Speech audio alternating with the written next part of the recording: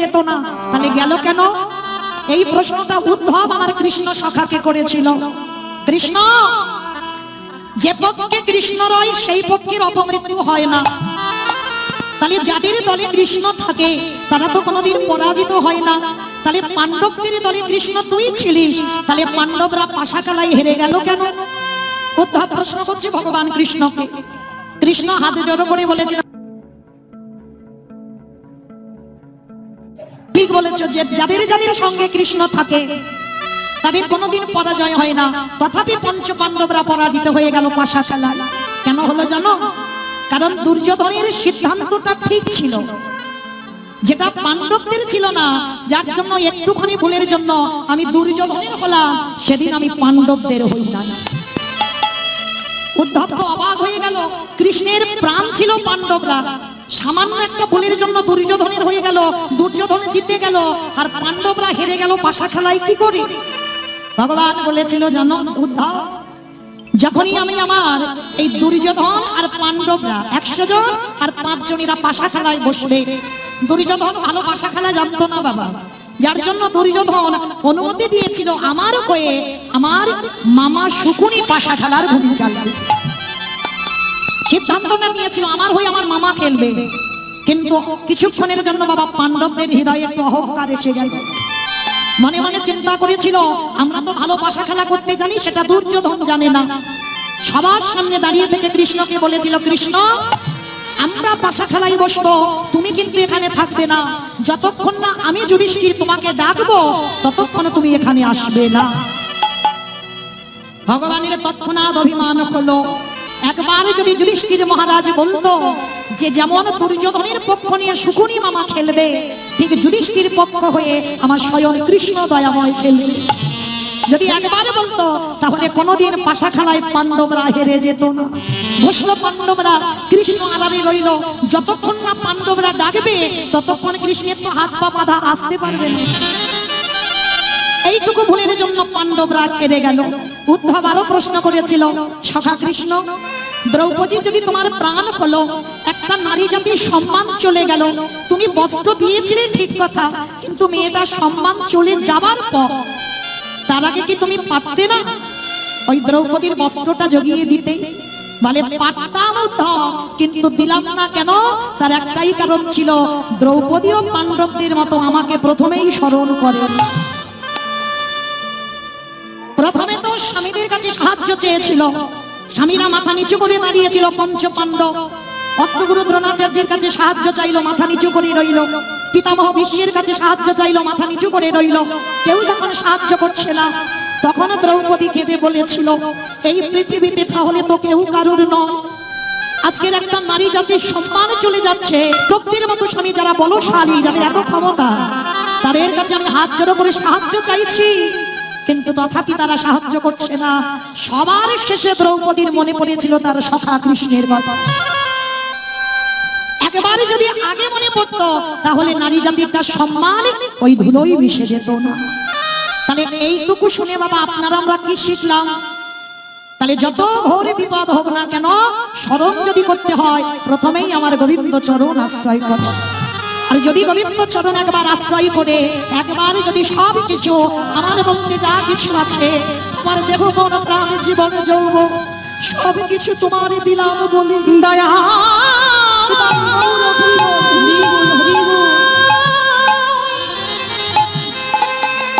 ওহি কৃপা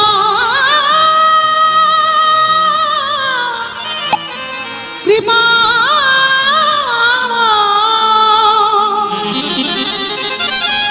করুণা কর,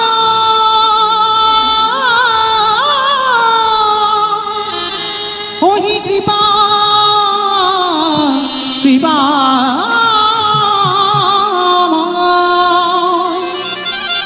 আমার ভগবান একটা জিনিসের বড় পাগল গো, আমার কৃষ্ণ বড় ভালোবাসার পাগল। আমার ভগবান বড় প্রেমের কথা। যদি একজন ভক্ত গায়ে মনোভক্তি, যদি একবারে গোবিন্দ চরণের হৃদয়ে ধরে বলতে পারি, কৃষ্ণ তুমি আমার, আমি তোমার, আমার বলতে যা কিছু আছে তোমার চরণে দিলাম, এই কথা বলে যদি একবার নয়নের জলে দিতে পারে, ভগবান পৃথিবীর যে প্রান্তে থাকুক না কেন তৎক্ষণাৎ ভক্তের দরজায় এসে দাঁড়িয়ে যায়। নিতাই গৌর প্রমাণ। যার জন্য বাবা ভগবান সবাইকে প্রেম দিয়েছে, শুধু মানুষ বলে নয়, পশু পাখি কীট পতঙ্গ তরু লতা গুল্ম সবাইকে প্রেম দিয়েছে, সবাইকে ফল দিয়েছে, সবাইকে নাম দিয়েছে। যদি বলো প্রমাণ আছে, যারা যাবেন আজও দেখে আসবেন নবদ্বীপের মাটিতে আজও মা কুকুরের মহোৎসব হয়। কুকুরের মহোৎসব মানে কুকুরের বাৎসরিক ক্রিয়াকর্ম। একটু লক্ষ্য করে মায়েরা এই জায়গাটা খুব মন প্রাণ দিয়ে শুনবেন, যদি একজন ভক্তের একটু চৈতন্য ফিরে যায়। এই যদি আমি মরে যাই বাবা, আমার ছেলে 1 বছর বাৎসরিক করবে, 2 বছর বা 5 বছর বা 10 বছর, এরপরে আর না। কিন্তু নবদ্বীপের মাটিতে একটা কুকুর দেহ লাগলো, 1 বছর 2 বছর নয়, সেই মহাপ্রভুর আমলের কুকুর। আজও কিন্তু নবদ্বীপের ভক্তরা সমাজ বাড়িতে আজও বাবা কুকুরের মহোৎসব হয়। তাহলে কেন হয়? মানুষে যেটা করে দেখাতে পারেনি সেটা কুকুরে করে দেখাতে পেরেছে। মানে মনুষ্য কুলে জন্ম নিয়ে আমরা যত না ভগবানকে ডাকতে পেরেছি, আমাদের থেকে 1000 গুণ বেশি বাবা ওই কুকুর কুলে জন্ম নিয়ে তারা ডেকে দেখিয়েছিল। এই কুকুরটা কার জানো? এই নবদ্বীপের মাটিতে মহাপ্রভুর একজন ভক্ত ছিল, যে ভক্তটির নাম ছিল বাবা সেন শিবানন্দ। অনেকে বলে শিবানন্দ সেন, আবার অনেকে বলে সেন শিবানন্দ। মহাপ্রভুর পার্শ্বদ। একটু মন দিয়ে শুনবেন বাবা, দেখবেন ভালো লাগবে, অনেক চৈতন্যের কথা। তো এই সেন শিবানন্দ বাবা এরা ছিল প্রসাদ ভোজী। প্রসাদ ভোজী মানে বোঝো তোমার, ভগবানকে দিয়ে সেবা করতে হবে। কি গো দিয়ে খাও তো? বলে দূর কখন টাইমটা হচ্ছে। আচ্ছা থালা ধরে যদি দিতে না পেরেছো, একটা মন্ত্র অন্তত বলে সেবা করো, কেমন? ভোজনে চ জনার্দন। আর এইটা বলা মানে আমরা যা কিছু খাবো আমাদের খাওয়ার আগে আমার গোবিন্দের খাওয়া হয়ে যায়। কিন্তু দেখবেন না একটা কথা, নিরামিষ রন্ধন করে সেবা করবে তার স্বাদ একটু আলাদা। আর ওই নিরামিষ রন্ধনটা একটা তুলসী পত্র দিয়ে আমার গোবিন্দকে একটু নিবেদন করে দেখো, সঙ্গে সঙ্গে বাবা একই রান্না স্বাদ বদলে যাবে। কেন? ওটা হয়ে গেল প্রসাদী, আর এটা শুধুমাত্র নিরামিষ রন্ধন করে সেবা করি। আর ওই প্রসাদী যখন ভক্ত উচ্ছিষ্ট করে দেয় ওটা হয়ে যায় বাবা মহাপ্রসাদ। আর দেখবেন বাবা যে বাড়িতে মাছ মাংস রান্না হয় সে বাড়িতে একটা সুবাস আলাদা হয়, আর যে বাড়িতে প্রসাদী রান্না হয় সে বাড়ির ধারে কাছে গিয়ে দেখবেন বাবা বুঝতে পেরে যাবে যে এই বাড়িতে ভক্ত আছে বা এই বাড়িতে ভগবানের জন্য রন্ধন হয়। ভগবানের রান্নার একটা স্বাদ আলাদা হবেই হবে। তো আজকে কি করেছে বাবা, ওই শিবানন্দ প্রসাদ ভোজিত প্রতিদিন ভগবানকে ভোগ লাগায়, আর ভক্তরা সবাই মিলে গিয়ে প্রসাদ পায়। তো রাস্তা দিয়ে বাবা একটা কুকুরই যাচ্ছে, মায়েরা শান্তভাবে শুনবেন, কোনো কথা নয়, গন্ডগোল নয়। তো কুকুরটা যেতে যেতে মনে মনে ভাবলো বাবা বাবা বাবা এত সুন্দর সুবাস, দেখি তো এ বাড়িতে কি হচ্ছে। কি গো, কুকুরের নাকে তো মাছ মাংসের গন্ধ আগে যাবে, কিন্তু না, প্রসাদীর গন্ধটা কুকুরের নাকেতে গিয়েছে। আর যেই না বাবা শিবানন্দের বাড়িতে যাবা, শিবানন্দ কি করেছে জানো? প্রসাদ সবাইকে বিতরণ করছে, অনেক অনেক ভক্তরা বসে আছে প্রসাদ পাচ্ছে। আচ্ছা মা বলেন তো, এই যে এতজন ভক্ত বসে আছে, এখানে যদি একটা কুকুর একাধারে চুপটি করে বসে বসে কাঁদে, কেউ যদি বাবা এখানে প্রসাদই দেয়, বলেন তো কেউ কি কুকুরটাকে গিয়ে প্রসাদ দেবে? দেবে? দেবে না। তবে আছে বাবা অনেক ভক্তরা আছে দেখবেন মানুষের থেকেও তারা পশু পাখিকে বেশি ভালোবাসে। আজকে কুকুরটা একাধারে বসে আছে, তো শিবানন্দ সবাইকে প্রসাদ দিচ্ছে, আর কুকুরটা বাবা বসে বসে কাঁদছে। কেন কাঁদছে? আমি তো অবলাজি, আমি তো বলতে পারি না। তোমার কীর্তন শুনবার জন্য আমার কর্ণ দিয়েছো, তোমার ধামে যাবার জন্য আমার 2 নয় 4টে পা করে দিয়েছো, তোমার মূর্তি দেখবার জন্য আমার 2 চোখ দিয়েছো, শুধু একটাই বদনের ভাষা দাওনি যে তোমার এই কীর্তনটা আমি গাইবো। ভালো করে ভেবে দেখেন বাবা, অবলাজি তার মনের ভাষাটা মানুষ বলতে পারে, বলতে চাই না, আর কুকুরে বলতে পারবে না, বলবার জন্য বাবা ছটফট করছে। একাধারে বসে বসে খাচ্ছে, আর শিবানন্দ গিয়ে দেখছে কিরে এইরকম একাধারে বসে বসে কাঁদছিস কেন? আরে তোর কি শরীরটা খারাপ হয়েছে? বল আমায়, বল কি হয়েছে? আমায়রা কুকুর কি কথা বলতে পারে? কথা বলতে পারছে না। কুকুরের 2 পা শিবানন্দের গলার উপরে তুলে দিচ্ছে। তুলে দিয়ে যেন বোঝাতে চাইছে গৌর হরি তোমার ওই প্রসাদই তুমি আমার একটু দাও, তোমার ওই মহাপ্রসাদ আমি একটু সেবা করতে চাই। তা শিবানন্দ তো ভক্ত বাবা, ভক্ত ভক্তরে চেনে। কি করে চেনে গো? এই যে আমাদের মতো দাদার সঙ্গে তিলক সেবা করা দেখলে বলবে ভক্ত না, গলায় তুলসীর মালা দেখলে মনে করবে খুব বড় ভক্ত, নামের মালা হাতে আছে, শিখা রেখে দিয়েছি, গেরুয়া বসন করেছি, ভক্ত হয়ে গেলাম, ভগবানের প্রসাদ সেবা করি ভক্ত হয়ে গেলাম। বলে না, এগুলো আভরণ, এগুলো তুমি ভগবানের ভক্ত, তুমি অলংকার পরেছো, ভগবানের অলংকার, সোনা দানা নয়, এগুলো ভগবানের অলংকার। তাহলে ভক্ত চিনবে কি করে? ভক্তের নয়নের দিকে তাকাতে হবে। একবার কৃষ্ণ নামে যার হৃদয় তুলে উঠি, একবার কৃষ্ণ নামে যার নয়নে বাড়ি ছবি, কৃষ্ণ বলার সঙ্গে সঙ্গে হৃদয়টা কেঁদে উঠি। মহাপ্রভু যখন রাধা ভাবে ভাবিত ছিল, মহাপ্রভু যখন কৃষ্ণ ভাবে ভাবিত ছিল, প্রভুর আমার শরীরে অষ্টসাত্ত্বিক ভাবের বিকার। ভক্ত যদি তুমি হয়েছ, কৃষ্ণ বলার সঙ্গে সঙ্গে বাবার হৃদয়টা তোমার দুলে উঠবে, প্রত্যেকটা শরীরে বাবা কম্পন হবে, বুঝতে পারবে ভক্ত হওয়ার কিঞ্চিত অর্জন করেছো মাত্র। তো কুকুরটা কাছে, শিবানন্দ কুকুরটাকে ধরে বলছো, বুঝতে পেরেছি, তার মানে তুই একটু প্রসাদী পেতে চাস, তাই তো? ঠিক আছে, আমার ভাগে যা প্রসাদী আছে আজকে আমি তোকে দিয়ে দেব।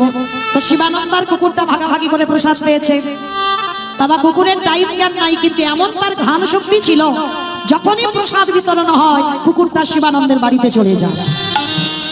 তো এমনই পোষা হয়ে গেল বাবা যেন শিবানন্দের বাড়ির কুকুর। তো আজকের বাবা একাদশী তিথি, আর আপনারা আমরা এখানে সবাই জানি বাবা একাদশীতে অন্ন পাওয়া মহাপাপ। তো আজকে মনে মনে চিন্তা করলো যাই, আজকে তো কুকুরটাও আসবে, কিন্তু কুকুর তো একাদশী করবে না, আমার ভক্তরা একাদশী করবে, ওরা ফলমূল পাবে, ওরা শাকার পাবে, কিন্তু কুকুর তো আর ফলমূল খাবে না, ওর জন্য একটু আমি অন্ন ব্যঞ্জন বানিয়ে রাখলাম, সেটার একাদশীতে বাবা ভগবানের ভোগ লাগানো হয়। তো কুকুরটা যেমন রোজ আসে, আজকের একাদশীতেও এসেছে, একাধারে বসে বসে কুকুরটা দর্শন করছে, প্রসাদ বিতরণ হচ্ছে। আর শিবানন্দ কি করেছে, কলা পাতায় কুকুরটার জন্য ওই অন্ন ব্যঞ্জন নিয়ে একাদশীতে কুকুরটাকে খেতে দিয়েছে।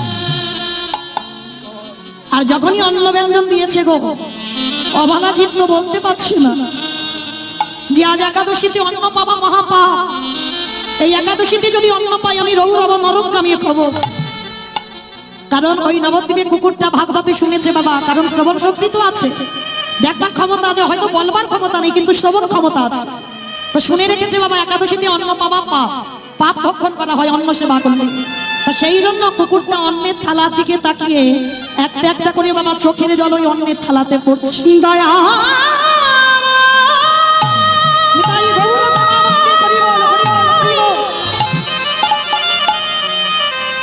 তুমি আমায় বদন দিয়েছ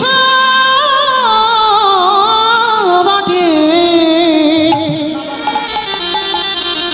কিন্তু বলার মতো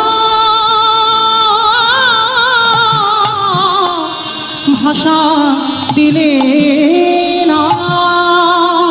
কুকুরটা কিছু বলছে না, শুধু অন্যের দিকে তাকিয়ে তাকিয়ে কেঁদেই যাচ্ছে।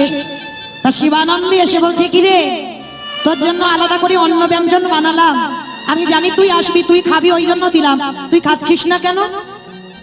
কুকুরটা কিছু বলতে পারছে না, ভাষা তো নেই, শুধু যেন বোঝাতে চাইছে যে আজকের আমি অন্নটা পাবো না।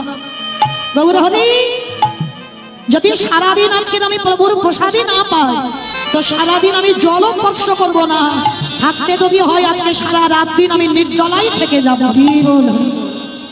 একটা অবলা জীবের চৈতন্যটা দেখেন। আর আমরা মনুষ্য কুলে জন্ম নিয়ে এখনো পতিত হয়ে পড়ে রই, এখন আমরা ধর্ম মানলাম না, এখন আমরা গৌরচরণে বিশ্বাসী হলাম। তো শিবানন্দ বুঝতে পেরেছে কুকুরটা আজকে অন্ন পাবে না, তাই এবার কুকুরটাকে বলছে, ঠিক আছে তোকে খেতে হবে না, যা আমার ভাগ্যে যতটুকু শাকার ওই ফলমূল আছে আজকে আমি তোকেই সেবা দেব। যেই না ফলমূলটা দিয়েছে, কুকুরটা আনন্দে ওই ফলটা সেবা করেছে। শিবানন্দ কুকুরটাকে জড়িয়ে ধরে বলল, রে মানুষে যেটা করতে পারলো না তুই পশু করে জন্ম নিয়ে জগৎকে করে দেখিয়ে দিবি। হরি আয় আয় আয়, হরি আয় আমার বুকে আয়। তো শিবানন্দের বাড়িতে থাকলো কুকুরটা বেশ কিছুদিন। আর প্রতি বছর বাবা ওই রথযাত্রার সময় নবদ্বীপ থেকে ভক্তরা সবাই যায় জগন্নাথ ধাম পুরী ধাম। এই নিয়মটা বাবা এখনো আছে, বাবা এখনো চালু আছে। নবদ্বীপ থেকে ভক্তরা রথযাত্রার সময় যায়। তা আজকে সবাই রথযাত্রার দিনে যাবে। আর শিবানন্দের কুকুরটা বায়না করেছে, গৌরহরি আমিও যেতে চাই। তা শিবানন্দ বলছে, আরে তুই যাবি? তা চ। তো আগেকার দিনে সমাজ বাবা খুব কঠিন সমাজ ছিল। কিরকম? তা কুকুর বিড়ালে নেঠো বাবা যদি একবার ছোঁয়াও লাগে তো সঙ্গে সঙ্গে স্নান করতে হবে, মানে খুব সূচি ছিল। মানে কুকুর বিড়ালে নেঠো বাবা একেবারে ছোঁয়া ছুঁই ছিল না। তো শিবানন্দের সঙ্গে কুকুরটা যাবে। তো আজকে কুকুরটাকে দেখে সমস্ত ভক্তরা বলে বলে নাই যে শিবানন্দ শোনো ভাইয়া, তুমি যদি যেতে চাইছো তো কুকুরটা নিয়ে তোমাকে একাকে যেতে হবে, কিন্তু কুকুর যদি যায় আমরা কেউ তোমার সঙ্গে যাব না।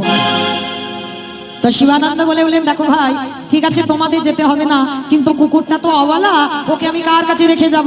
ওকেই আমি নিয়ে যাব, তোমরা আলাদা ভাবে যাও। তা কুকুরটাকে নিয়ে বাবা নদী পার হতে হবে। মাঝি বলে বলেন, শোনো এ কুকুর যদি আমার নৌকাতে ওঠে তাহলে আমার নৌকা অপবিত্র হয়ে যাবে। আর সারাদিন যা আমার ভক্তরা যায় কেউ তো যাবে না আমার নৌকাতে, তাহলে কি করবো বলো? তা শিবানন্দ বলছে, শোনো ভাই একটা কাজ করো, সারাদিনের ভাড়া যদি আমি একবারে তোমাকে দিয়ে দিই। কুকুরটার জন্য কতটা ত্যাগ দেখে। ঠিক আছে তাই হবে, সবার ভাড়া তোমাকে দিতে হবে। তবে শোনো নদীর ও ঘাটে গিয়ে আমার নৌকাটাকে কিন্তু ওই বালতি করে জল দিয়ে পরিষ্কার করে দিতে হবে, কারণ কুকুর উঠলো মানে আমার এই নৌকাটা অসুচি হয়ে গেল। বলে তাই দেবো, কিন্তু আমার কুকুরটাকে নিয়ে চলো একটু পুরী ধামে যাবো। তা যেই না নৌকাতে উঠেছে, কুকুর হলে কি হবে মা? মনে মনে বাবা তার বড় ব্যথা, কারণ আমি আছি বলে আমার প্রভুর এত কষ্ট হচ্ছে। নদীর ও ঘাটে গিয়ে নৌকাটা পরিষ্কার করতে হবে, ধুতে হবে জল দিয়ে। না না না, আমি আর থাকবো না, আমি আমার প্রভুর কাছে থাকলে প্রভুর অনেক কষ্ট হবে, আমি একাকি চলে যাব পুরী ধাম। তার তীরে উঠেছে কুকুরটা, আর এদিকে বালতি করে নৌকাটা ধুচ্ছে, আর সেই সুযোগে কুকুরটা পিছন থেকে তীরে উঠে চলে গেছে। মাঝি বলে বলেন, কি গো ভাই দেখেছো তো, এদের বলে কুকুরের জাত, নিশ্চয়ই কোথাও মাছ মাংসের গন্ধ পেয়েছে, আর তোমাকে ফেলে রেখে ও দেখো একা চলে গেল। শিবানন্দের বড় অভিমান হলো, বাহ, যার জন্য আমি এত ত্যাগ করলাম, যার জন্য মাঝি সারাদিনের ভাড়া আমি বহন করলাম, যার জন্য আমি সঙ্গ ছাড়া হলাম, ওর জন্য আমি একাকি যাচ্ছি পুরী ধাম, আর ও কিনা আমায় ভুলে গেল। বেশ, ও যদি আমায় ভুলতে পারে তাহলে আমি বা কেন ওরে ভুলবো না?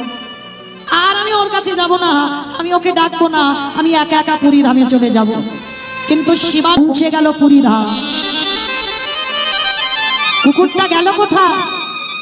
প্রত্যেক দিন মহাপ্রভু গম্ভীরা থেকে ওই পুরী ধামে গিয়ে বাবা আমার সচল জগন্নাথ অচল জগন্নাথ দর্শন করল। অমাইনা ভগবানই তো সচল জগন্নাথ, আমার মহাপ্রভু তো সচল জগন্নাথ।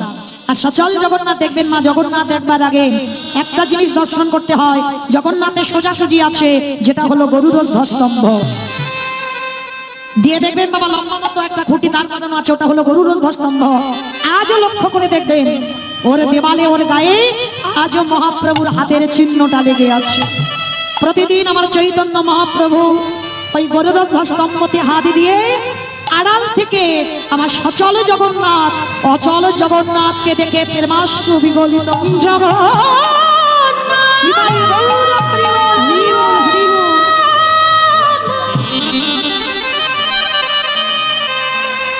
তুমি নাকি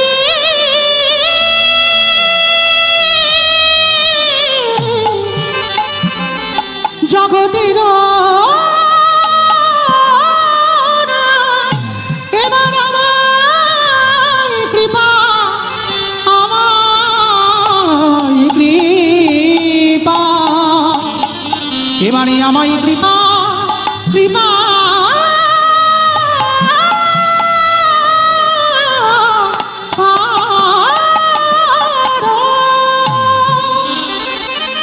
আচ্ছা মাইরা এই জায়গাটা একটু বিচার করে দেখেছে, মহাপ্রভু তো নিজেই কৃষ্ণ, তাহলে নিজে কৃষ্ণ হয়ে কেন কৃষ্ণ বলে কাঁদে? নিজে ভগবান, নিজে কেন ভগবানের জন্য কাঁদবে? এমনি এমনি ন, নিজে আচরি ধর্ম জীবেরই শিখায়। নিজে না করলে ধর্মজীবকে শেখানো না যায়। এই কথাটার বাবা খুব তাৎপর্য আছে। আগে আমার আচরণটা ঠিক করতে হবে, আমার চলা ঠিক করতে হবে, আমার বলা ঠিক হতে হবে। আমি যদি নিজে কৃষ্ণ বলে না কাঁদি, তাহলে এই কলির জীব আমাকে দেখে কি কৃষ্ণ বলে কাঁদবে বলে মনে করো? এখন যে শিক্ষার জায়গায় বসে সে যদি কৃষ্ণ বলে না কাঁদে, ভগবান পেতে গেলে সবার আগে একটা জিনিস দরকার, চোখের জল। কতটুকু তুমি তুলসী তলায় জল দিয়েছো, কৃষ্ণ পাবে। কতটুকু কৃষ্ণ বলে কেঁদেছো, তুমি কৃষ্ণ পাবে। কৃষ্ণ বলে যত কাঁদতে পারবে, তত আমার কৃষ্ণ তাড়াতাড়ি তোমার ঘরে এসে দাঁড়াবে। তো আজকের ভগবান নিজেই কৃষ্ণ হয়ে, নিজেই জগন্নাথ হয়ে ওই আড়াল থেকে জগন্নাথকে দেখছে, আর চোখের জল একটা একটা করে পড়ছে। কোথায়? সেই যে কুকুরটা এসে মহাপ্রভুর চরণে চুপটি করে বসে আছে। আমায়রা রাস্তার কুকুর কোথায় চলে এলো দেখো, শুধু ভগবানের প্রসাদী সেবা করে, একাদশীর উপবাস করে মহাপ্রভুর চরণে বসে আছে। আর ওই কুকুরটা যেই না বসেছে, মহাপ্রভু তো কাঁদছে, মহাপ্রভুর আজাঙ্গলিত ভুজো, অনেক লম্বা মানুষ, আর ওই চোখ থেকে একটা একটা করে জলের ফোঁটা ওই কুকুরের মাথায় পড়ছে। আর কুকুরটা কাঁদছে, কুকুরের চোখের জলটা মহাপ্রভুর দুটো চরণ ভেসে যাচ্ছে।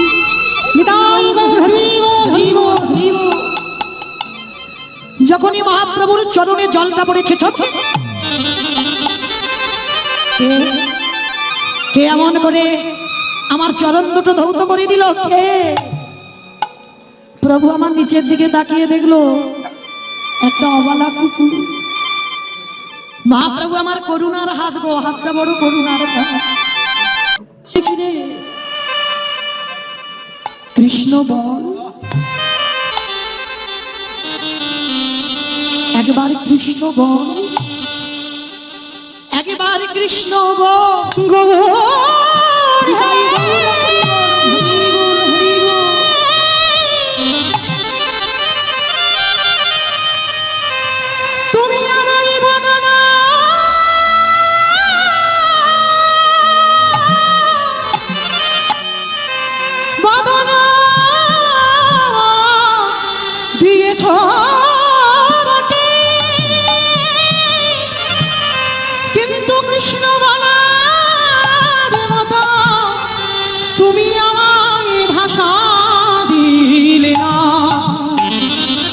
আমি কেমন করে, আমি কেমন করে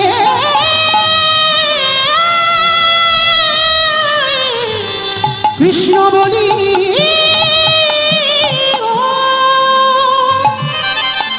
পরশমণি পাথরের নাম শুনেছেন? লোহাতে ঠেকালে মা পরশমণি পাথর নাকি লোহা সোনা হয়ে যায়। আর এই জীবনে আমার ভগবান যে পরশমণির থেকে আরো মূল্যবান। একবার যদি ভক্তের হৃদয়ে পরশ করি,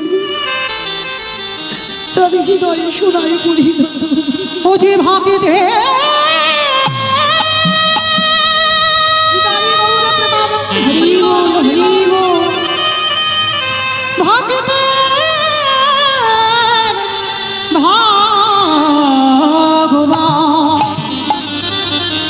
যে ভক্ত ছাড়া রহিতে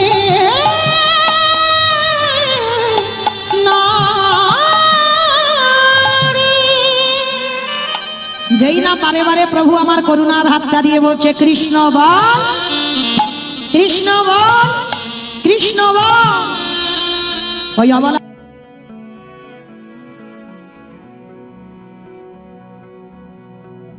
গৌরহরি দয়াল আবার যদি আমি আসি ফিরে,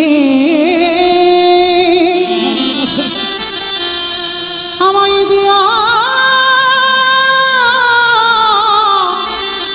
মানব জনম। আস্তে একটা কথা বুঝে রাখেন মা, 84 লক্ষ জনই ভ্রমণ করতে হবে, 80 লক্ষ জনই আমাদের হয়ে গেছে, 4 লক্ষ বার মানব জন্ম। হতে হতে পারে মা এই জন্মটা হয়তো শেষ, আর এই জন্মের পরেই হয়তো আমরা চলে যেতে পারবো ভগবত ধামে। তাহলে এমন কেউ কর্ম করব না যেন বাবা আবার আমাকে 80 লক্ষ জনিতে ফিরে যেতে হয়। তাই ভগবানের কাছে চাও এই দুর্লভ মানব জন্মে যেন আবার পাই শুধুমাত্র গোবিন্দ সেবা করবার জন্য। দয়ালি আমার যদি আসি ফিরে আমায় দিয়া মানব জন দয়ালব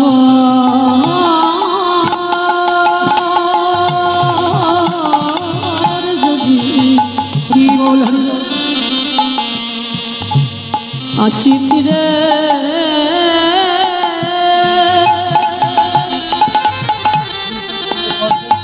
আমায় দিও মনো জন। সেদিনে মানে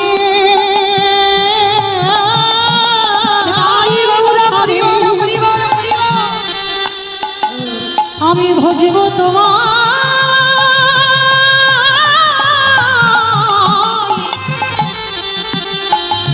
বলিও হে রাধা রমণ। সেদিন মনে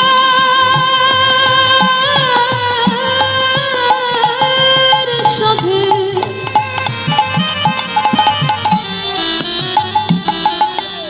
অবদয়া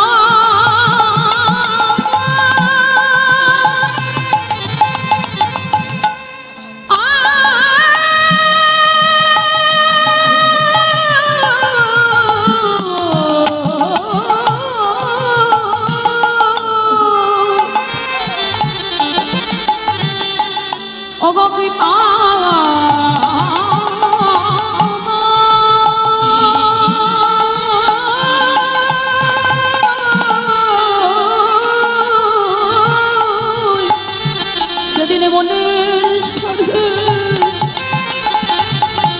ভজব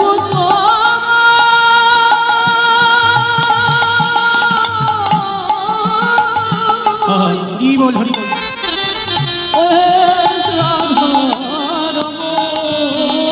দয়ালি আমার যদি আমি আসি ফিরে আমায় দিয়া মানব জন দয়াল আমার তাই গৌর প্রেমানন্দে হরি বল হরি বল হরি বল। আমায় দিয়া মানব জন। যখনই মহাপ্রভু বলছে একবার কৃষ্ণ বল, একবার কৃষ্ণ বল, একবার কৃষ্ণ বল, অবলা কি কৃষ্ণ বলতে পারে? পরশ মনের পরশে লোহা শোনা হয়, গৌর পরশে অবলা জীবটা বলে উঠলেন কই কৃষ্ণ, কোথায় কৃষ্ণ, কোথায় প্রাণ সখাকে? আমি কোথা গেলি পাবো রে দেখো আমার প্রাণের সখারে। কৃষ্ণ কৃষ্ণ কৃষ্ণ কৃষ্ণ কৃষ্ণ কৃষ্ণ কৃষ্ণ রে কৃষ্ণ কৃষ্ণ কৃষ্ণ কৃষ্ণ কৃষ্ণ দেখা দে দেখা দে দেখা দি দেখা দি। শিবানন্দ এসে দর্শন করলো বাবা, কুকুরটা কৃষ্ণ বলতে বলতে চলে যাচ্ছে। শিবানন্দ দর্শন করে বললেন গৌর হরি। ওই তো ওটা তো আমার বাড়ি সেই কুকুর, ও তো আমাকে নদীর ঘাটে একাকে ফেলে চলে এলো। গৌর হরি, কুকুরে কৃষ্ণ বলছে, কি করে বলতে পারলো? মহাপ্রভু বললেন শিবানন্দ, ও কুকুর বলে জন্ম নিয়েছিল ঠিক কথা, ভেবেছ ও তোমার বাড়িতে প্রতিনিয়ত প্রসাদ সেবা করেছে, দেখেছো একাদশী তিথিতে অন্ন দিতে গেলে অন্ন পেল না। তাহলে চরিত্রটা ভগবত পদে সর্বদাই থাকে, তাকে কি করে আর আমি কুকুর কুলে রাখতে পারি? তাই তো আমি কৃপা করে ওকে বৈকুণ্ঠে পাঠিয়ে দিলাম। পিতাই গৌর প্রেমানন্দে। শিবানন্দ আচার খেয়ে বললেন মহাপ্রভুর চরণে, হে দয়াময়, তোমার মতো করুণা সিন্ধু ভগবান, তোমার মতো দীনতার প্রতিমূর্তি, তোমার মতো দিনের দয়া আর কোনোদিন কোনো যুগেই হয়নি, হবার নয়। তোমার মতো প্রতিদিন পাবো, আমাদের মতো প্রতিদিনে তুমি পশু পাখি এটাও বিচার করো না, সবাইকে প্রেম দিয়ে উদ্ধার করে দাও। মহাপ্রভু বললেন শিবানন্দ, যে আমারে চাই তারই আমি চাই, যে আমারে না চাই তারই আমি না চাই। যারা একবার আমার চরণ শরণাপন্ন হয়